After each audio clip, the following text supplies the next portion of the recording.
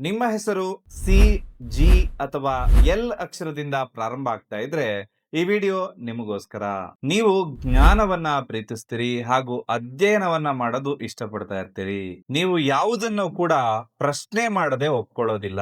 ನೀವು ಕಲೆ, ಬರವಣಿಗೆ ಅಥವಾ ಕ್ರಿಯೇಟಿವಿಟಿಗೆ ಹೆಚ್ಚಿನ ಮಹತ್ವವನ್ನ ಕೊಡ್ತಾ ಇರ್ತೀರಿ. ನೀವು ಜೀವನದಲ್ಲಿ ಯಾವಾಗ್ಲೂ ಪಾಸಿಟಿವ್ ಆಗಿ ಯೋಚನೆ ಮಾಡ್ತೀರಿ. ಧಾರ್ಮಿಕ ವಿಚಾರದಲ್ಲಿ ಹೆಚ್ಚಿನ ನಂಬಿಕೆಯನ್ನ ನೀವು ಇಟ್ಕೊಂಡಿರ್ತೀರಿ. ತುಂಬಾ ಆತ್ಮವಿಶ್ವಾಸ ಮತ್ತು ಪಾಸಿಟಿವ್ ಆಟಿಟ್ಯೂಡ್ ಇಂದ ನಿಮ್ಮ ಅಕ್ಕಪಕ್ಕ ಇರೋರಿಗೆ ನೀವು ಇಷ್ಟ ಆಗ್ತಾ ಇರ್ತೀರಿ. ನಿಮ್ಮ ಸಕ್ಸಸ್ಗೆ ಅಡೆತಡೆ ಆಗೋದಕ್ಕೆ ಕಾರಣ ಏನು ಅಂತ ಹೇಳಿ ತಿಳಿಸ್ಕೊಡ್ತೇನೆ.